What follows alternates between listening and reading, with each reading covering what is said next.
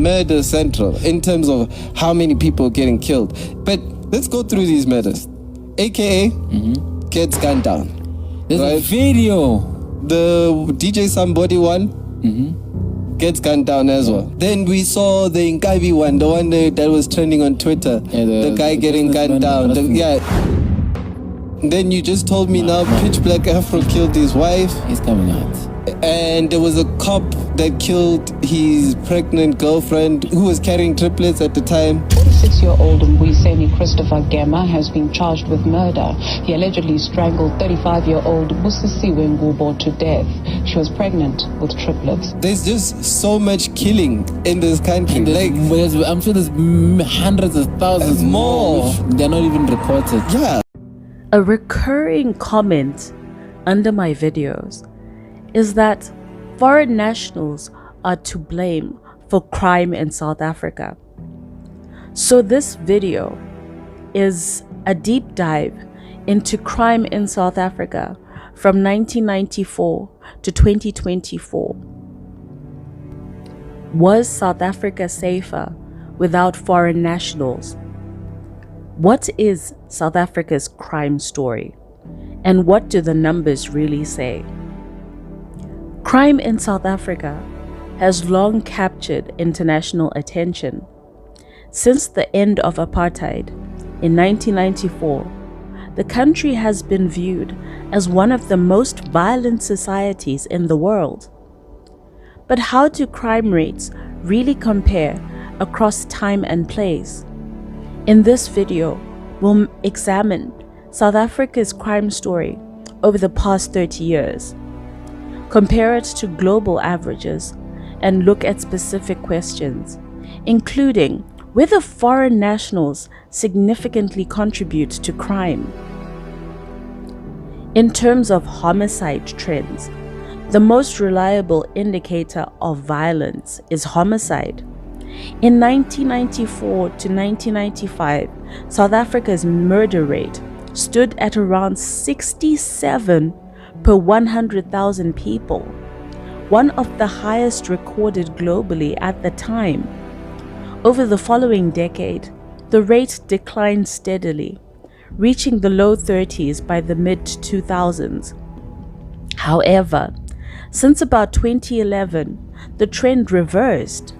By 2023, South Africa recorded almost 27,000 murders, which translates to roughly 45 per 100,000 people.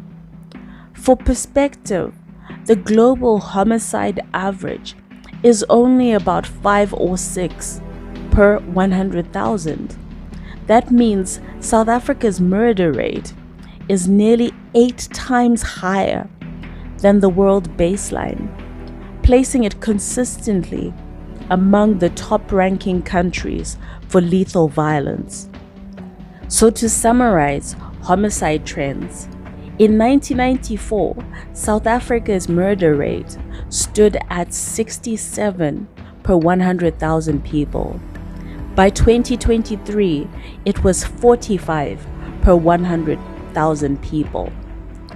And the global average is 5 to 6 per 100,000 people, implying that South Africa has a high murder rate consistently.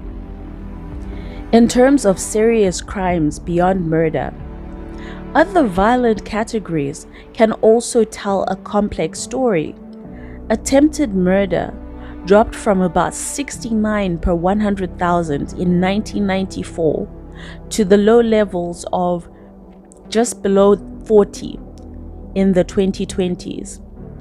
In terms of assault, the rates were extremely high in the mid-1990s, around 118 per 100,000, but have declined to about 70 per 100,000. In terms of robbery and aggravating circumstances, these remained persistently high, while drug-related offenses have more than doubled since the 1990s.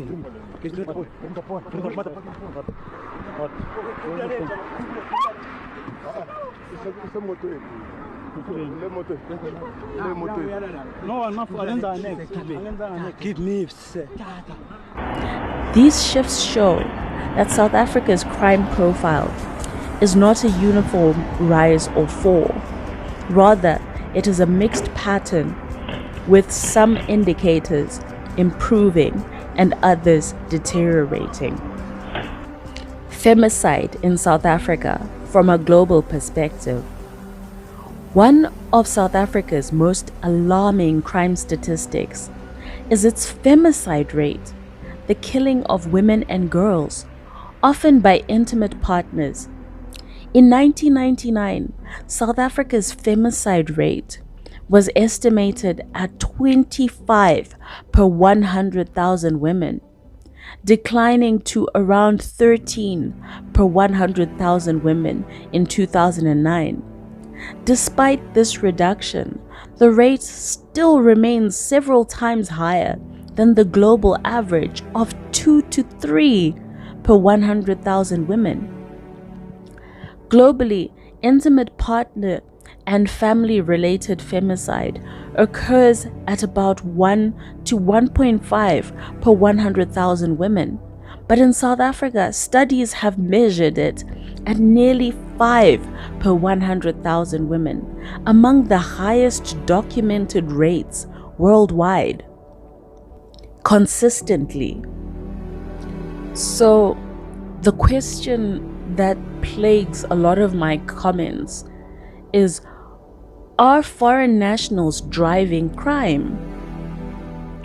Public debate in South Africa often points to foreign nationals as a major source of crime.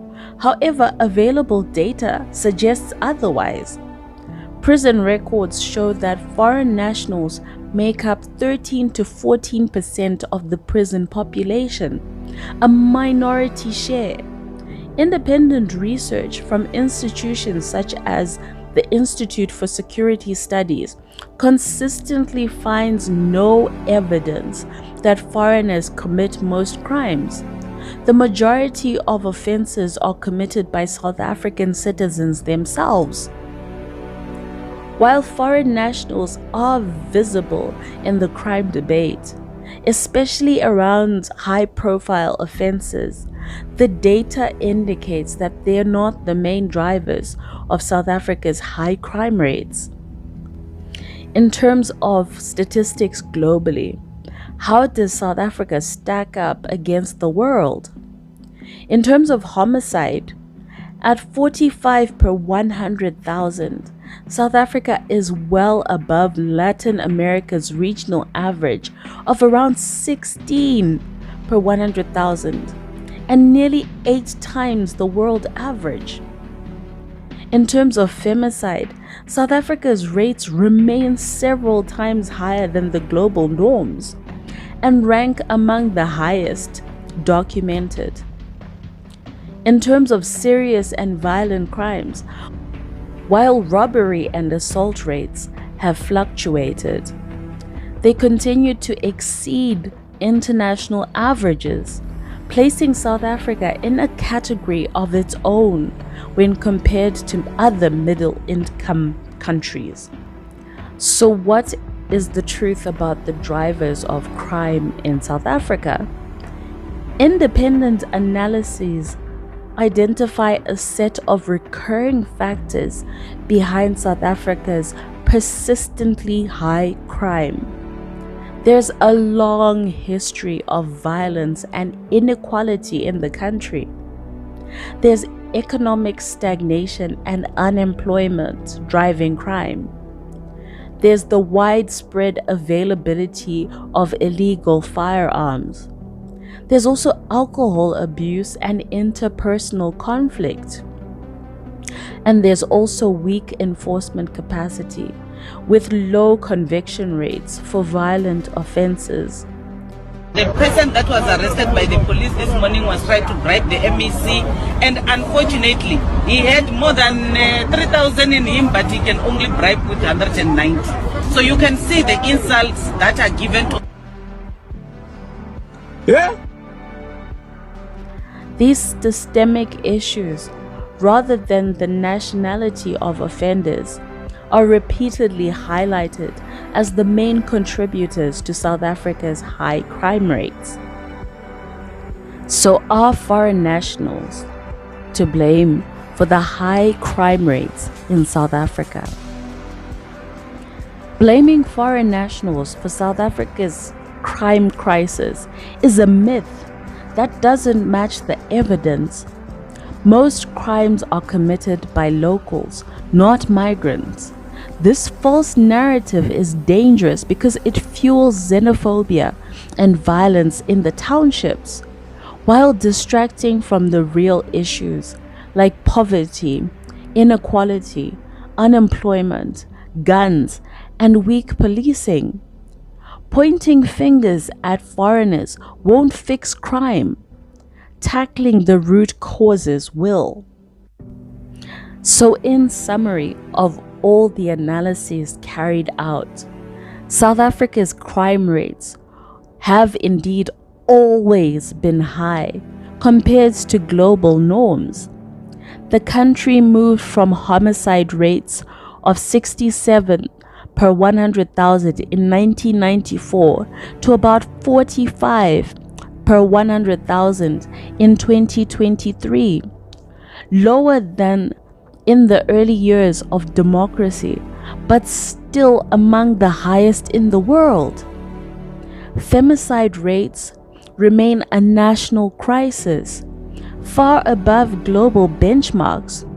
And while public debate often blames foreign nationals, the data shows that they play a minority role. 3 decades after apartheid, South Africa's crime challenges remain extreme by international standards. This myth that South Africa was safer has been debunked by the evidence. The evidence suggests that solving the problems of crime requires strengthening institutions, reducing inequality, and addressing the structural drivers of violence, not scapegoating vulnerable groups like foreign nationals. And ignited a conversation about the prevalence of intimate partner violence in the country. Her memory lives on as a symbol of resilience and a catalyst for change in the fight against gender-based violence. Thank you for giving me your precious time and attention.